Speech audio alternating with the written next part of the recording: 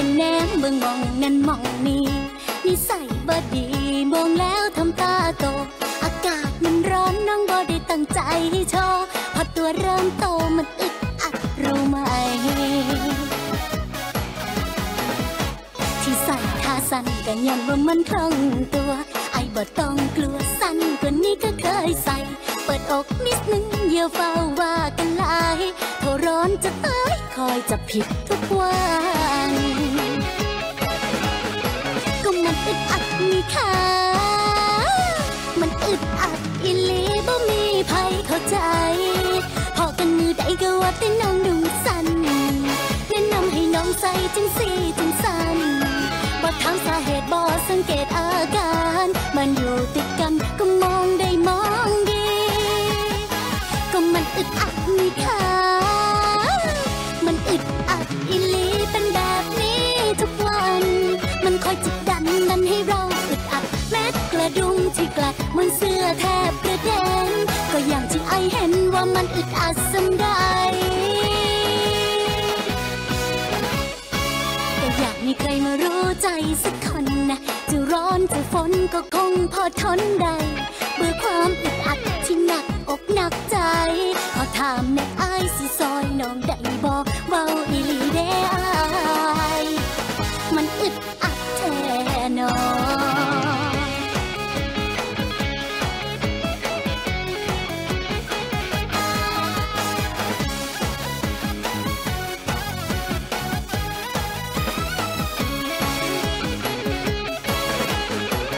มันอึดอัดนี่ค่ะมันอึดอัดอีหลีบ่มีไผเข้าใจพอกันมือใดก็ว่าแต่น้องดูสั่นแนะนำให้น้องใส่จังสี่จังสันบ่ถามสาเหตุบ่สังเกตอาการมันอยู่ติดกันก็มองได้มองดีก็มันอึดอัดนี่ค่ะมันอึดอัดอีหลีเป็นแบบนี้ทุกวันมันคอยจิกดันให้เราอึดอัดแม้กระดุมที่กลัดมันเสื้อแทบกระเด็นก็อย่างที่ไอเห็นว่ามันอึดอัดสันใดก็อยากมีใครมารู้ใจสักคนนะจะร้อนจะฝนก็คงพอทนได้เบื่อความอึดอัดที่หนักอกหนักใจขอถามในไอสิซอยน้องได้บอกเบาอีหลีได้อายมันอึดอัดแท้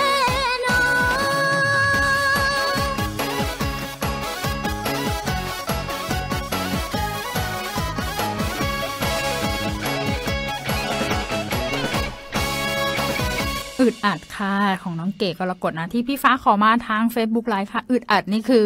ยังไงคะอึดอัดใจอึดอัดอะไรอึดอัดเสื้อผ้าอ้วนขึ้นหรือเปล่าอะไรอย่างนี้หรือเปล่านะแล้วก็ก่อนหน้านั้นค่ะอินดี้สาวโสดโคตรฟินค่ะพี่แนนซี่ท็อปไลน์นะที่พี่อุดรค่ะขอมาทางแฟนเพจขึ้นหมีน่ารักฮักเรดิโอค่ะก็จัดให้แล้วนะก็ตอนนี้ค่ะอยู่กับมิเชลชั่วโมงสุดท้ายนะคะชั่วโมงที่2นะที่ขึ้นหมีน่ารักฮักเรดิโอค่ะผู้นำวิทยุลูกทุ่งออนไลน์สมบูรณ์แบบเจ้าแรกของเมืองไทยค่ะสามารถฟังพร้อมกันได้ทั่วโลกเลยนะคะผ่านแอปพลิเคชัน Hug Radio นะคะโหลดฟรีทั้ง App Store และ Play Store ค่ะหรือจะฟังผ่านทาง www.hugradiothailand.com ก็ได้นะจ๊ะใครที่เข้ามาดูไลฟ์มิเชลตอนนี้ยังไม่กดไลค์แฟนเพจนะ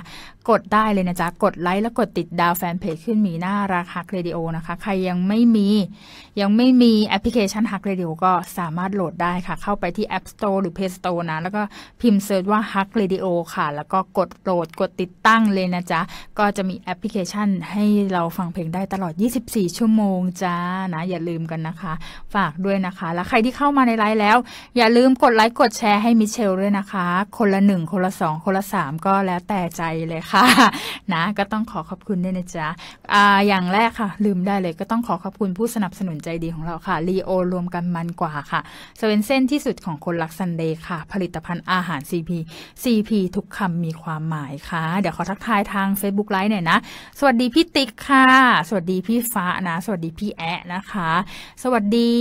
พี่วิไลวันค่ะสวัสดีพี่วงมณีด้วยนะคะสวัสดีพี่สาธรค่ะสวัสดีพี่โบด้วยพี่โบซุปเปอร์ นะก็เข้ามาดูได้ค่ะแล้วก็พี่สาธรสวัสดีพี่สมศรีค่ะสวัสดีพี่นุชสวัสดีน้องคูณค่ะแล้วก็สวัสดีพี่กุ๊กไก่ด้วยนะคะไฮ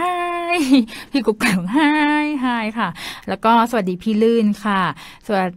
วัสดีพี่แหม่มนะแล้วก็สวัสดีพี่เอนะคะไฮพี่เอนะสวัสดีทุกคนเลยค่ะนะแล้วก็เดี๋ยววันนี้ค่ะมิเชลมีเรื่องเกี่ยวกับความคิดของคนสูงวัยค่ะแต่ไม่ใช่ประเทศเรานะเป็นประเทศญี่ปุ่นค่ะเขามีความคิดยังไงมั่งว่าเขาแก่ตัวแล้วเขาจะต้องเป็นยังไงอะไรยังไงนะเดี๋ยวมิเชลมาเล่าให้ฟังวันนี้ค่ะสำหรับความคิดของผู้สูงวัยชาวญี่ปุ่นนะคะเพราะว่าเขามีความคิดที่จะอยากเข้าคุกค่ะเกินไว้แค่นี้อยากเข้าคุกค่ะคลื่นนี้น่ารักฮักเรดิโอคลื่นนี้น่ารักฮักเรดิโอฮักเรดิโอโดยมิเชลฮักเรดิโอมาจากที่เกริ่นไว้เมื่อต้นชั่วโมงนะคะว่าวันนี้จะมาพูดถึงความคิดของผู้สูงวัยหรือคนชราในประเทศญี่ปุ่นค่ะไม่ใช่ประเทศเรานะคะประเทศญี่ปุ่นค่ะซึ่งเขามีความคิดว่าอยากจะเข้าคุกค่ะอยากจะเข้าคุกเพราะอะไรเดี๋ยวมิเชลจะเล่าให้ฟังเดี๋ยวไม่ใช่เดี๋ยวมีการจะพูดว่าเดี๋ยวไปฟังเขาพูดกันเลยค่ะไม่ใช่ค่ะมิเชลนั่งคนเดียวนะผู้สูงวัยชาวญี่ปุ่นค่ะตั้งใจทำผิดกฎหมายเพราะว่าอยากจะเข้าไปอยู่ในเรือนจำค่ะเนื่องจากเหงาและไม่มีคนดูแลพวกเขานะก็ญี่ปุ่นค่ะมีประชากรสูงวัยคนสูงวัยค่ะมากที่สุดในโลกนะคะโดยปัจจุบันค่ะชาวญี่ปุ่นที่มีอายุตั้งแต่65ปีขึ้นไปนะคะมีมากกว่า1ใน4ของประชากรทั้งหมดค่ะซึ่งสังคมสูงวัยในการเปลี่ยนแปลง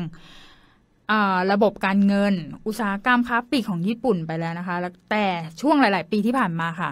เริ่มมีเทรนด์ที่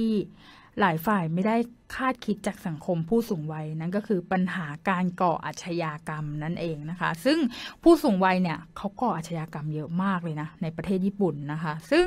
20ปีที่ผ่านมาค่ะผู้สูงวัยชาวญี่ปุ่นค่ะได้ก่ออาชญากรรมแบบละหุโทษหรืออาชญากรรมที่ไม่ร้ายแรงมากนักนะคะมากขึ้นเป็น4เท่านะคะซึ่งนักโทษในเรือนจำค่ะ1ใน5เป็นผู้สูงวัยและในจำนวนคดีทั้งหมดค่ะที่นักโทษสูงวัยผู้หญิงก่อประมาณ9ใน10คดีนะคะเป็นการขโมยของนั่นเองซึ่งคนสูงวัยค่ะก่ออาชญากรรมขโมยของมากที่สุดนะคะในประเทศญี่ปุ่นนะเพราะว่าต้นตอค่ะมาจากความยากลำบากหลายๆอย่างค่ะคนสูงวัยญี่ปุ่นต้องเผชิญนะคะที่ต้องเผชิญเพราะว่าต้องอาศัยอยู่คนเดียวค่ะในปี2015นั้นผู้สูงวัยค่ะเพิ่มขึ้นมากจนถึง 600% นะคะระหว่างปี2015เพิ่มขึ้นจากปี 1985 นะคะถึง 600% เลยทีเดียวนางต้องอยู่คนเดียวค่ะเขาต้องอยู่คนเดียวนะคนแก่ของเรานะคะนะและผู้สูงวัยค่ะที่ถูกจับกุมในข้อหาลักขโมยกว่าครึ่งนึงอาศัยอยู่ลำพังและ 40% ของคนกลุ่มนี้ค่ะเปิดเผยว่าพวกเขาไม่มีครอบครัวหรือไม่ค่อยได้ติดต่อกันมากนักนะคะหัวหน้าค่ะหัวหน้าเรือนจำนะเรือนจำหญิงนะคะอันนี้ส่วนมากจะเป็นคนสูงวัยเพศหญิงมากกว่านะคะให้สัมภาษณ์ว่าผู้สูงวัยอาจจะมีบ้านมีครอบครัวค่ะแต่ไม่ได้หมายความว่าพวกเขาจะรู้สึกสบายใจเมื่ออยู่ที่บ้านนะหลายคนรู้สึกว่าใช้ชีวิตในเรือนจำดีกว่าอยู่เพียงลำพังนะคะซึ่งเขาไม่ได้รับการดูแลให้ความอบอุ่นพวกเขานะต่างคนในครอบครัวเขาก็ต่างคนต่างทำงานมั่งต่างไปทางนู้นมั่งทางนี้มั่งก็คือแยกย้ายกันไปซึ่งเขาไม่ได้ดูแลไม่ได้อยู่ดูแลพ่อแม่ของเขานะคะแล้วก็ญี่ปุ่นค่ะต้องจ่ายค่าดูแลนักโทษในเรือนจำมากกว่า 625,000 บาทต่อปีนะแล้วถ้านักท่องขอโทษค่ะนักท่องเที่ยวนักโทษสูงวัยค่ะจะทำให้ค่าใช้จ่ายยิ่งสูงขึ้นไปใหญ่นะคะเพราะว่าต้องจ่ายค่าบริการทางแพทย์ค่ะแล้วก็ต้องจ้างคนดูแลคนสูงวัยเป็นพิเศษอีก นะคะก็ซึ่งค่าใช้จ่ายก็จะเยอะขึ้นนะแล้วก็เจ้าหน้าที่ค่ะเจ้าหน้าที่ทันตสถานหลายคนรู้สึกว่าตัวเองต้องทำหน้าที่เหมือนพยาบาลด้วยนะเพื่อต้องดูแลคนสูงวัยนะคะนักโทษหญิงสูงวัยค่ะหลายคนได้ให้สัมภาษณ์กับสำนักข่าวต่างๆนะว่าเธอรู้สึกมีความเป็นชุมชนในเรือนจำมากกว่าอยู่ข้างนอกค่ะซึ่งเป็นความรู้สึกที่ไม่เคยสัมผัสนอกเรือนจำนะหนึ่งในนั้นค่ะให้สัมภาษณ์ว่าเธอมีความสุขมากนะที่ใช้ชีวิตอยู่ในเรือนจำมากกว่าชีวิตข้างนอกอีกแล้วในเรือนจำค่ะมีคนอยู่ตลอดเวลาเธอไม่รู้สึกเหงาเลยเธอว่าตอนนี้เธอถูกปล่อยตัวไป2 ครั้งแล้วเธอเคยถูกจับไปแล้วครั้งหนึ่งแล้วก็ปล่อยตัวค่ะแล้วก็ถูกจับอีกครั้งหนึ่งแล้วก็ปล่อยตัวและเธอสัญญาว่าเธอจะไม่กลับมาอีกแต่พอไปใช้ชีวิตข้างนอกค่ะไม่ได้ค่ะรู้สึกโหยหาความรักความเมตตารู้สึกโหยหาชีวิตในเรือนจำค่ะเขาก็ต้องก่ออาชญากรรมอีก1 ครั้งเพื่อให้ตัวเขาเข้ามาอยู่ในเรือนจำอีกครั้งหนึ่งนะเน็ตเป็นอะไรนะคะแป๊บหนึ่งนะคะเน็ตหลุดนะหรือเปล่านะคะนะเพื่อให้เขาเข้ามาอยู่ในเรือนจำอีกครั้งหนึ่งนะแล้วการก่ออาชญากรรมค่ะในประเทศญี่ปุ่นค่ะที่เป็นผู้สูงวัยนะก็เพิ่มขึ้นจนทางการญี่ปุ่นพยายามแก้ไขปัญหานี้แล้วด้วยนะแต่ซึ่งก็ยังแก้ไขไม่ได้ค่ะเขาก็จะเพิ่มขึ้นเรื่อยๆจนณปัจจุบันนี้นะคะก็ขึ้นมาเรื่อยๆนะยังไม่สามารถลดได้นะคะเขาก็พยายามแก้ไขปัญหาอยู่นะทั้งระบบสวัสดิการระบบด้านสังคมสังคมสงเคราะห์นะคะก็ให้ความคิดเห็นว่าชีวิตในเรือนจำไม่ได้เป็นชีวิตที่สะดวกสบายแต่สำหรับพวกคนสูงวัยบางคนค่ะชีวิตนอกเรือนจำแย่กว่านั้นอีกนี่ก็คือแบบความคิดของผู้สูงวัยในประเทศญี่ปุ่นนะคะแต่ประเทศไทยคือเขาไม่ได้มีซึ่งในเรือนจำเขาอาจจะไม่ได้ดูแลดีอย่างประเทศอื่นนะคะซึ่ง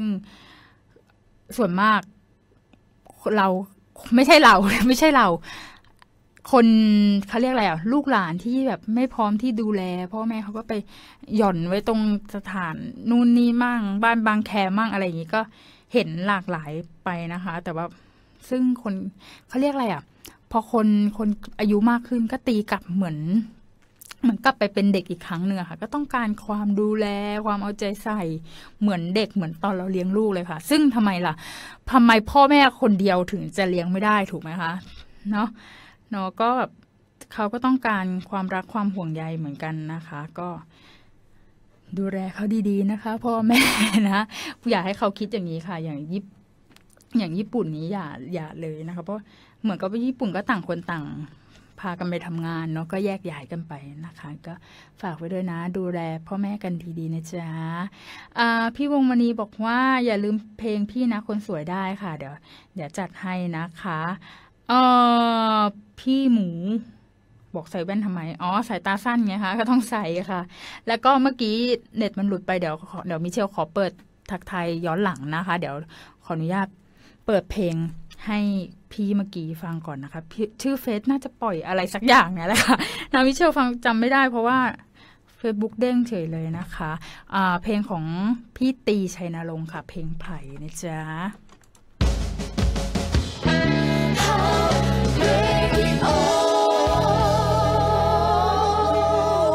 โดยมิเชลฮักเรดิโอ